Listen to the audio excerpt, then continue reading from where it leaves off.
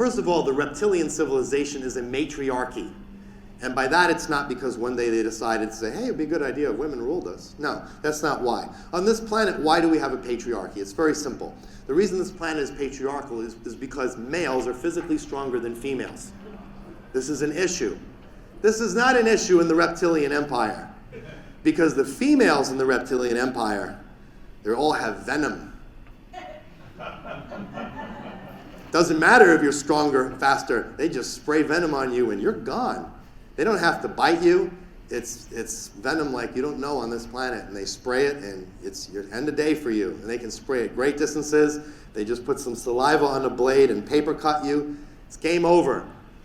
So when you have the females with this level of power on a biological level, they're going to dominate.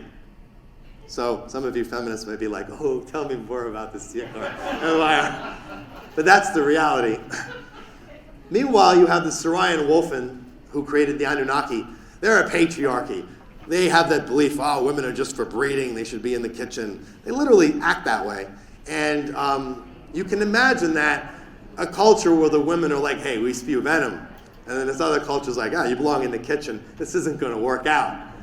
But when you're threatened by the Magians, who have technology that is so out of control, well, you guys better get together and team up. So Lucifera, she had a marriage of convenience with an individual named King Anu, which is where the term Anunnaki comes from. It's King Anu's creations. And they got together to unite against the Magians. And this created a problem because Lucifera had a son. That son's name was Lucifer.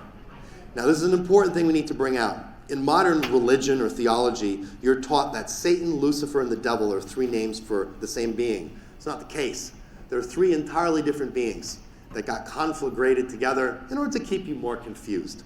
So the difference between these beings, just for the record also, is that while Lucifer and Satan rebel against the Divine Father, the devil actually does not. So this is a big fundamental difference between them. So another thing I need to point out here is that Lucifera, when she reproduces, and reptilians have eggs, if a male fertilizes her eggs, the offspring is always female. But if her eggs are inspirited by the Divine Father, we have a male entity that comes from her. And that's where we get beings such as Lucifer, Jesus, various angels, the Elohim, anyone whose name ends in L. When you read the Bible, you read ancient literature and someone's name ends in L, they are a product of Lucifera's eggs being divinely inspirited by the Divine Father as opposed to being inseminated by a male drone. It produces a very different type of being. These beings have a very different nature. So, Lucifer was scheduled to inherit the throne, for lack of a better word, lack of a better way to say it. However, since Lucifer married King Anu, now he basically lost his right to the throne. He's not happy with this, yeah? It's actually King Anu's son, Prince Enlil. We've all heard of Enki and Enlil in mythology and history. Everyone's heard those terms. Well, guess who Enki is? Lucifer. Just another name. So Enki and Enlil, they didn't like each other. We know why. So Lucifer's idea, I'll call him Lucifer instead of Enki just to be very clear about it, was he always said with every waking moment of his day, what can I do to make life harder for Enlil? And at the same time, Lucifer had this idea.